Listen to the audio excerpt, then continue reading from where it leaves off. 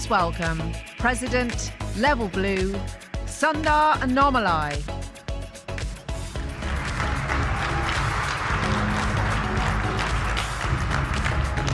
Thank you guys for having me here this afternoon. My name is Sundar Annamalai, President of Level Blue. If you guys haven't heard about us, that's okay. We're new on the scene. We announced Level Blue this past Monday. We are formerly AT&T Cybersecurity, newly formed company, new brand, joint venture with AT&T. And for those of you that don't know anything about us, we're one of the world's largest managed security providers, offering up award-winning consulting, managed network security, and MDR services. We're at the AT&T booth this year, so come by and visit us, and we'll tell you all about everything you need to know about security. So this year, RSA is about the art of possible, and how do we collectively shape resilient and adaptable systems. I'm here today to share our perspectives in terms of what does this represent, and what is Level Blue's perspective on the space. So first, let me start with a metaphor. You guys didn't know you're in a biology lesson, but the human body is one of the most resilient and adaptable systems on the planet. It's comprised of 10 major systems, nervous, muscular, etc. Many of you may not feel that you're feeling resilient and adaptable based upon what Matt said earlier, a couple of drinks over the past few days at RSA. But the survival and success of the human body depends on its ability to maintain and restore what's called homeostasis, or relative state of constancy. Our bodies are striving to maintain this state of homeostasis based upon the exogenous and endogenous systems we face every day. Many of you guys had an exciting few days here at RSA. There's some stresses on your body. Your body's reacting. You have a busy Outlook calendar. You're taking calls while you're here. Stresses on the body. Your body's reacting. And so our bodies and these diverse systems are constantly working together and in concert to be resilient and adaptable in face of the stimuluses that they face every day, day in, day out. And so the ability to work in harmony is essential to the body to regulating and thriving and sustaining. This is no different than what we have to face as cyber leaders in the business today, running complex cyber security practices and operations. So when we think about what this represents, our bodies, protect business assets. Organizations are protecting business assets, operations, business continuity, and these are anchored in a familiar framework around our people, process, and assets. And so when we think about what this represents, the people, process, and assets that we use are critical to everyday lives. And when these systems are out of balance, it's important for us to think about what is the under-reliance or over-reliance on technology, what is the staffing levels or skills gaps we're facing, or poorly defined processes that we have in place within the organizations. However, when they are in balance, it means that organizations are better able to mitigate, respond, and react to emerging sets of threats, or higher frequency set of threats among sophisticated nation-state actors and threat actors. And so we see this happening across our base of customers today. And so that's domestic and global businesses, globally across the world, using technology, process, and people to address the complex security needs, both on a domestic, global basis, as well as their unique regulatory needs and compliance needs as well. And over the last 5 years, we've seen customers and organizations come to us demanding and asking for, we need better collaboration, we need more integrated technology, and we need better shared practices across the community. So these factors working together in concert are what are in addition to the advancements in Gen AI, are critical to what's being able to respond and recover from both external and internal threats. So this is a presentation on the convergence of technology and how this can give us an advantage within our organizations. But technology by itself is not sufficient. Everyone in here is in here because they play a role somewhere in technology, operations, people, small and large. The smaller businesses that are in the room are looking at the slide saying, that's Frank. The larger organizations that are in the room saying, well, that's half as many functions as we have within our organization today. And so people and process have to be part of the equation in terms of effectively securing an enterprise. And so when you think about what that means, these operational teams have processes that are put in place to define critical business decisions, drive business investment, improve security posture, and decrease risk within an organization. It's a pretty big feat that's on the shoulders of security teams today. All of this is in response to how do they respond to an upcoming incident or readiness of response as well. And being able to take those learnings, feed them back into the organization to get better each time you're able to face upcoming incidents from ongoing attacks. So technology can help, but it's not the only thing that's part of the equation. And so when we think about what does it mean to have a complex organization with technology as well, we see that companies are deploying and adopting a variety of technologies today. One of the most notable trends in cyber over the last few years has been around platform consolidation and integration across technology as well. These integrations are happening at the behest of what companies are demanding. In a survey from Gartner last year, leaders responded as to what the key drivers are in terms of technology adoption or integration adoption. And one of the things they said that was most salient for them was they're having to drive integration of technology, not for budget reasons, but for security, risk posture, effectiveness. And so I know many of us are facing budgetary pressures day in, day out, but it's really about risk posture that we hear from Gartner and from our customers as to what's driving adoption of a variety of technologies. In a perfect world, if we all had a clean slate, we'd be able to rip out and replace everything that we had with the next latest and greatest set of technologies. And within our own customer base, we see that today. But part of what challenges customers is going into a legacy deployment, supply chain, manufacturing, financial services. There are legacy deployments and technologies in place where the security tools and the business operations are working in concert in order to effectively support their organization. And simply replacing everything that's there with a new set of technologies simply is not feasible, and they can't sunset what's been deployed to date. And within our own organizations that we support, we see anywhere from 15 to 50 different security technologies that have been deployed, making it extremely challenging for organizations to effectively manage their environment without key integrations being put in place. And so one of the biggest requests we get from organizations is, help us with a plan for how we better integrate and support all of the security tools we have in place.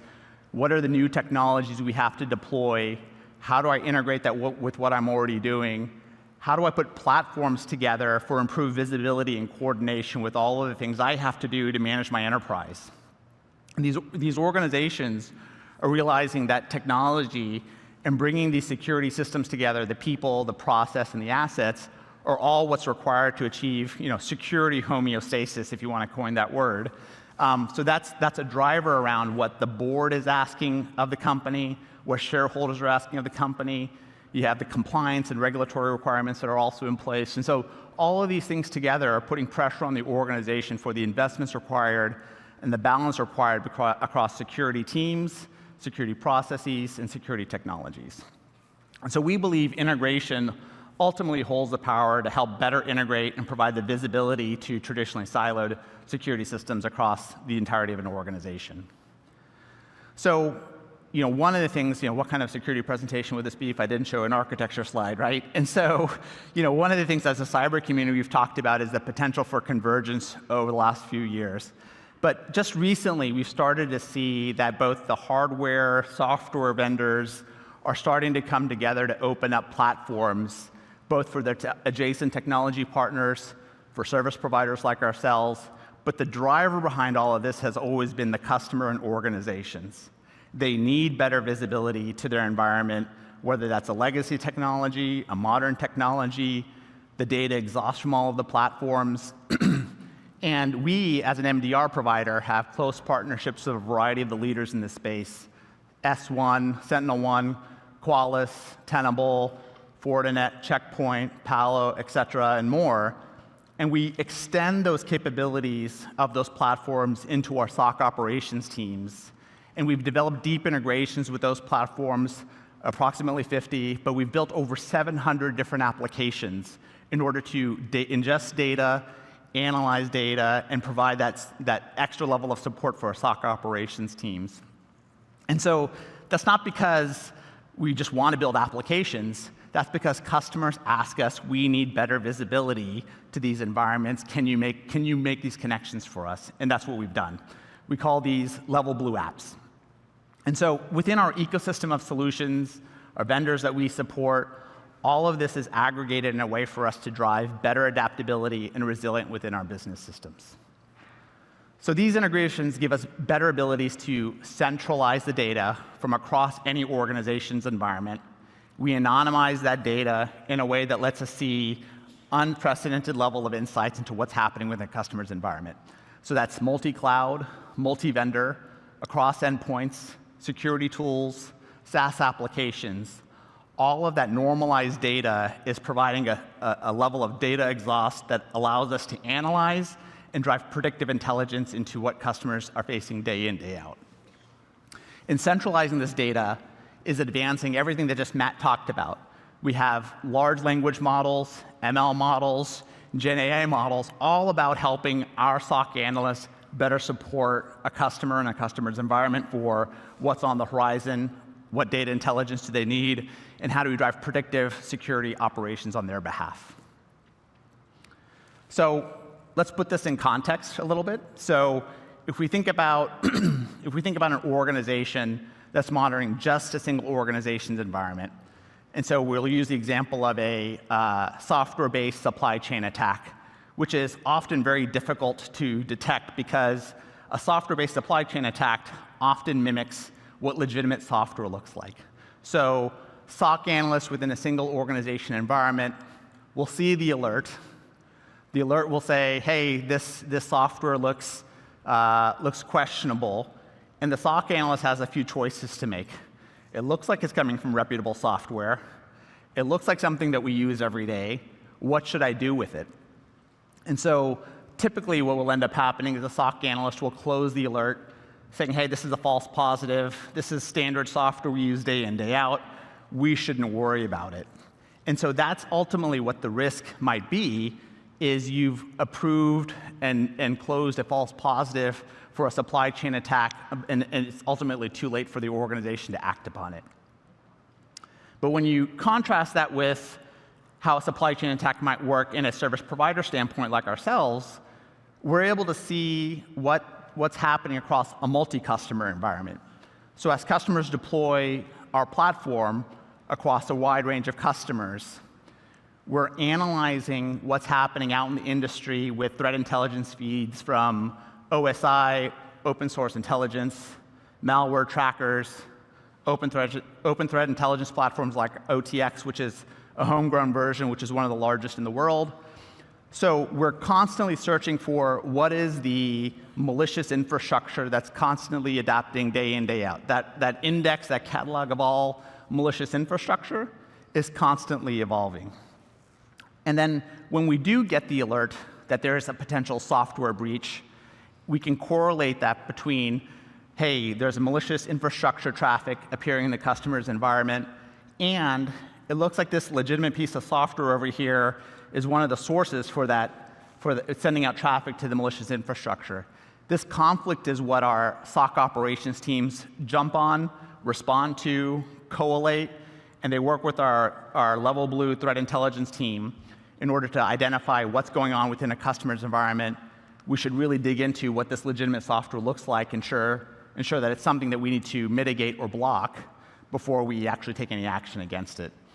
And so when we think about this process that I just described in a service provider context, it's really an example of what we talked about before.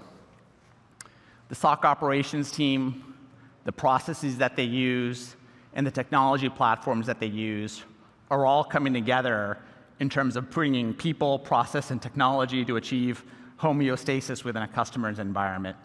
The second dimension of that we didn't really touch on, but is equally important, is it draws on the security community as a large. And so it's not just about the people, it's the security industry that's coming together to share best practices, intelligence, in order to effectively respond to a customer's environment. So let me recap what I just covered today. So one, achieving security homeostasis, bringing together people, process, and technology is required to drive adaptable and resilient cyber programs. We advocate for people to invest in diverse open tech systems, technology, vendors, and driving an ecosystem for critical threat detection and response within those organizations' environments. We advocate for folks to find partners that are bringing an outside-in perspective to the organizations. Just being siloed, looking at your own data will tell you a lot, but not everything you need to know in terms of protecting your organization and protecting your enterprise. And so with that, I wanted to thank everyone for the time this afternoon to share Level Blue's perspective on the space. I also wanted to thank RSA for giving us the opportunity to launch Level Blue here at RSA 2024, and look forward to being back here next year with everyone. Thank you.